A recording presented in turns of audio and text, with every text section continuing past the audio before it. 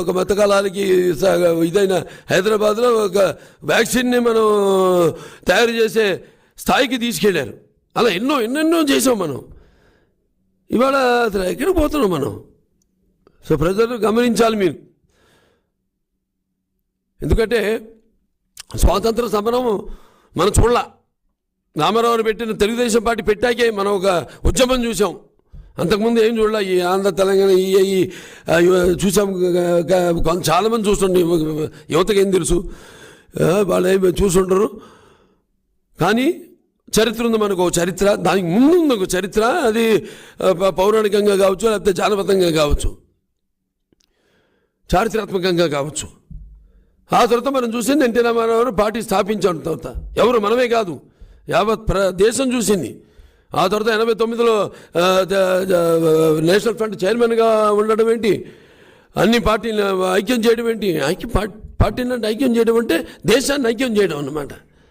సినిమాలో ఉన్నప్పుడు కూడా ఆయన ఒక ప్రాంతానికి ఏదైనా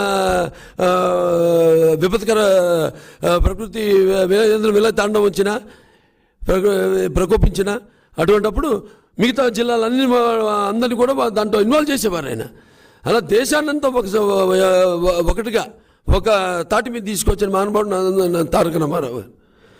ఇవాళ ఆలోచించండి, ఇదేదో ఒకరికి భయపడో, మనకి మన దేశం ఇచ్చిన హక్కు, ప్రజాస్వామ్యం మన విధానం ఇచ్చిన హక్కు. మన హక్కుల కోసం మనం పోరాడి తీరాలి. అంతేగాని ఇష్టం వచ్చేటి పిచ్చి కుక్కలు మురుగుతూ ఏవేవో చెప్తుంటే భయపడి వాటికి ఇలా చేతులు ముడుచుకుని కూర్చుంటే ఇక మన రాష్ట్రం, ఇక నేను చెప్పాను అసలే ఇక ప్రపంచ పట్టణం లేకుండా పోయిందని. ఇక మన ముఖ్యమంత్రి ఆయనకి గురించి చెప్పాలి. లక్షల కోట్ల పక్షక, అవినీతి అర్భక, పక్షపాతక రూపక, లక్షల కోట్ల పక్షక, ముఖ్య కంత్రి మహామూర్ఖ, మూచి ముద్రష్టగా, అలాగే అదేంటి మన జగమెరిగిన జగన్నాటక, ఈ దేశానికి పట్టిన దరిద్ర జాతక, రాష్ట్రానికి రావణ పాలక, జన మాన చోరక మన ముఖ్యమంత్రి.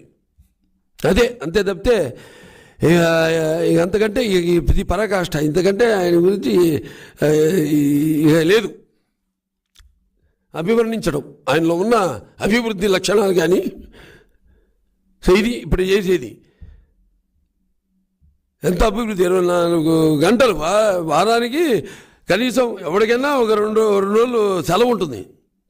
ఈ నది కూడా లేకుండా పార్టీని, ఇటు రాష్ట్రాన్ని, కొత్తగా ఏర్పడిన రాష్ట్రం, దాన్ని తెలంగాణ ఏదైతే లోటు బడ్జెట్ ఉందో అది దాని ఉండి తెలంగాణకు ధీటుగా ఆయన తీసుకెళ్తే ఇవాళ మనం ఎక్కడ అసలు ఏ పరిస్థితుల్లో ఉన్నాము గోచరమయంగా ఉంది. జనం అంతా కన్ఫ్యూషన్లో ఉన్నారు, అస్తవ్యస్తంగా ఉంది. ఏం జరుగుతుంది ఇక్కడ అసలు నేను దానికి తోడు భయపడడం ఏంటి? ఒక్కొక్క సైనికుడు వాళ్ళు తిరగబడాల్సిన సమయం ఆసన్నమైంది. దీనికి మళ్ళీ మనం చేసిన తప్పు ఇది ఒక ఛాన్స్ అని.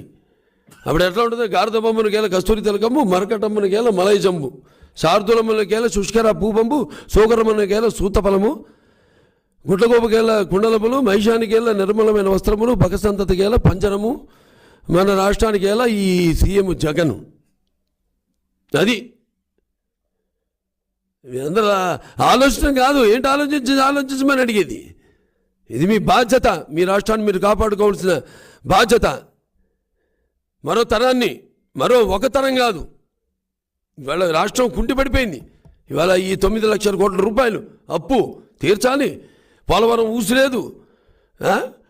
అసలు ఎక్కడ రాజధాని లేని, దిక్కులేని పరిస్థితిలో ఉన్నాం మనం. ఇవాళ అసలే ట్యాక్సులు, ప్రతి దాని మీద ట్యాక్సు, రేట్లు పెంచేయడం, డీజిలు, పెట్రోలు, ఇంటి ట్యాక్సు, చెత్త ట్యాక్సు, రేపు ఇంకెంకే ఎన్నెన్ని మనం ఏదోడో విద్యుత్ శాఖ మీద కేసేసాడంట. ఏమయ్యా ఊరికే దీనికి రేపు గాలి మీద కూడా మీరు పీల్చి వదిలితే గాలి మీద కూడా వేస్తాడు ట్యాక్సు. ఎవడో విద్యుత్ శాఖ మీద కేసేసాడంట. రాత్రి ఫ్యాన్లు గాలి ఆపేసి మాకు ఊపిరి రాకుండా చేసి మా ప్రాణవాయువులను ఆపేసి హత్యా ప్రయత్నం చేస్తుంది విద్యుత్ శాఖ అనేసి అంట. అట్టా ఉంది ఇప్పుడు వాళ్ళ పరిస్థితి. రేపు మళ్ళీ ఎన్నుకున్నారా? ఎన్నుకోరు, చాలు అనుభవించింది. ఈ గాలి మీద కూడా ట్యాక్స్ వేస్తారు.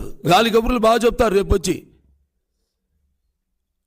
ఇవన్నీ దృష్టిలో పెట్టుకోండి. ఇప్పుడు టాపిక్ ఇది జరుగుతుంది.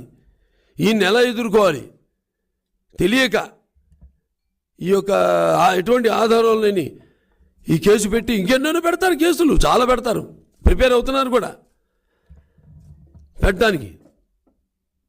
ఏంటి ఎటువంటి ఆధారాలు లేని అసలు చట్టాలను కూడా అతిక్రమించి ఎలాగైనా చెప్పాగా 10 నెలల్లో ఉన్నాను. ఎవరు కాంగ్రెస్ ప్రభుత్వం ఉన్నప్పుడు జరిగింది ఇది. సరే ఏ ప్రభుత్వాన్ని కాదు, ఇది ఎన్ని ఉన్నాయి ఇతని మీద కేసులు? 30 కేసులు ఉన్నాయి, 10 ఈడీ కేసులు ఉన్నాయి, 20 వేరే కేసులు ఉన్నాయి, జరుగుతానే ఉన్నాయి. 10 ఏళ్ళ నుంచి విచారణ. ఇక బెయిల్ మీద తిరుగుతున్నాడు. ఇవాళ విదేశాలకు వెళ్ళాడు. ఎందుకు వెళ్ళాడు ఎవడు తెలియదు. బుద్ధులు వస్తే ఇంకో 10 రోజులు పడుతుంది హ్యాంగ్ ఓవర్ బయటపడడానికి. ఇప్పుడు అదేగా ఆ పరిస్థితిలో ఉంటాడు కదా బయట. ఇందాక చెప్పాక అభివర్ణించాగా అద్భుతంగా. మొరిగే కుక్కలు మొరుగుతాయి, వాటి పట్టించుకోను. అతిక్రమిస్తే మాత్రం ఎవరిని వదిలే పని లేదు. అది కూడా చెప్తున్నాను ఇవాళ. ప్రతి ఒక్క కార్యకర్తే కాదు, ప్రజలు, ప్రతి ఒక్క పౌరుడు కూడా ఈ హక్కుల్ని మీరు ఏదో ఓటు అని చెప్పను. ఏదో ఎలక్షన్ వస్తుందిలే, ఎలక్షన్ అప్పుడు చూద్దాం కాదు. ఇప్పుడు జరుగుతున్న పరిణామాలన్నింటిలో కూడా దృష్టిలో పెట్టుకుని మీరందరూ కూడా ఉద్యమించవలసిన అవసరం ఉంది. ఆనాడు ఎలాగైతే 84 రామారావు గారు అన్నగారిని బర్తరఫ్ చేస్తే ఎలా అందరూ బయటకు వచ్చారో అలా చాలామంది పాపం ఇప్పటికీ 13 మంది, కొంతమంది గుండెపట్టుతో, కొంతమంది ఆత్మహత్యలు చేసుకున్నారు. వాళ్ళందరికీ మీ మీడియా తరఫున నేను తొందరలోనే వాళ్ళందరినీ కుటుంబాలన్నీ పరామర్శించడానికి బయలుదేరుతాను. వాళ్ళందరూ ఆత్మలు శాంతించాలని వాళ్ళ కుటుంబాలన్నీ కూడా అందరూ కూడా నా ప్రగాఢ సానుభూతి తెలియజేసుకుంటున్నాను. అలాగే మిత్ర ప్రతిపక్ష పార్టీలందరూ కూడా నా కృతజ్ఞతలు తెలియజేసుకుంటున్నాను. ఇక్కడ మన రాష్ట్రంలో అలాగే జాతీయ నాయకులందరూ కూడా వాళ్ళు జరుగుతుంది ఇక్కడ అన్యాయం అంటున్న అందరూ కూడా ఈ ప్రజాస్వామ్యాన్ని పరిరక్షించడానికి అందరూ కూడా ఏకమై ఇక కదలాల్సిన సమయం ఇది. దృష్టిలో పెట్టుకుని అందరూ కూడా ఎవరికి భయపడక్కర్లేదు, ఎవరికి భయపడే పని లేదు. నేను వస్తున్నాను, ముందుంటాను, ఎవరు భయపడాల్సిన పని లేదు. ఇక్కడి నుంచి మనం ఏంటో మన తెలుగువాడి సత్తా ఏంటో మనం చూపిద్దాం, మన తెలుగువాడి పౌరుషం ఏంటో మనం చూపిద్దాం.